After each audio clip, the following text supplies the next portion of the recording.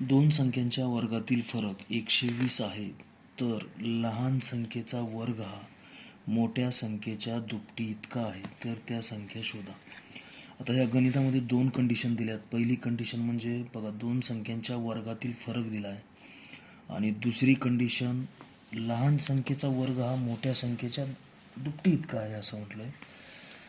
तर काय करू आपण, अगोदर त्या दोन संख्या कुठल्या असतील त्या मानू. समजा त्या दोन संख्या x व y मानू. त्यामध्ये मोठी संख्या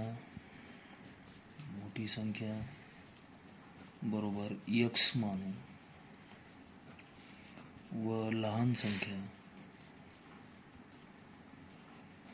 बरोबर y मानू. तर गणितात काय म्हणतात, दोन संख्यांच्या वर्गातील फरक. दोन संख्या कुठल्या आहेत आपले, x आणि y. बघा, x आणि y. पण काय म्हणते, वर्गातील फरक म्हणजे वजाबाकी आणि वर्गातील म्हणजे दोन्ही संख्यांचा वर्ग. फरक म्हणजे वजाबाकी. किती आहे, 120. हे भेटलं आपल्याला पहिलं समीकरण. त्याच्यानंतर गणितात दुसरी कंडिशन दिली बघा, लहान संख्येचा वर्ग हा मोठ्या संख्येच्या दुपटी इतका आहे. लहान संख्येचा वर्ग म्हणजे लहान संख्या कुठली आपली, बघा लहान संख्या आपण y मानली. दुसरी कंडिशन लिहिली बघा, लहान संख्येचा वर्ग म्हणते तर वर्ग हा मोठी संख्या कुठली, x दुपटी एवढा आहे म्हणजेच 2x. ही भेटली आपल्याला दुसरी कंडिशन. तर आपलं पहिलं समीकरण x चा वर्ग वजा y चा वर्ग बरोबर 120 आणि दुसऱ्या कंडिशनमध्ये आपल्याला बघा इनडायरेक्ट y स्क्वेअरची व्हॅल्यू भेटली म्हणजेच y चा वर्ग बरोबर 2x. आपण काय करू, y वर्गची जी किंमत आहे ती आपण पहिल्या समीकरणामध्ये ठेवू.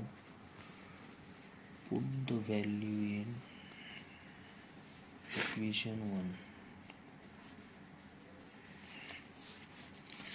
आपलं इक्वेशन 1 काय, x square minus y square is equal to 120. चला, वायच्या जागेवर y ची किंमत ठेवू. किती आहे बघा ह्या बॉक्समध्ये, 2x बरोबर 120. तर आता हे 120 पण आपण इकडे घेऊ म्हणजे आपलं समीकरण तयार होते. 2x बरोबर चिन्हाच्या पलीकडून 120 अलीकडे आलं म्हणजे ते वजा होऊन जाईल, बरोबर 0 घेतला.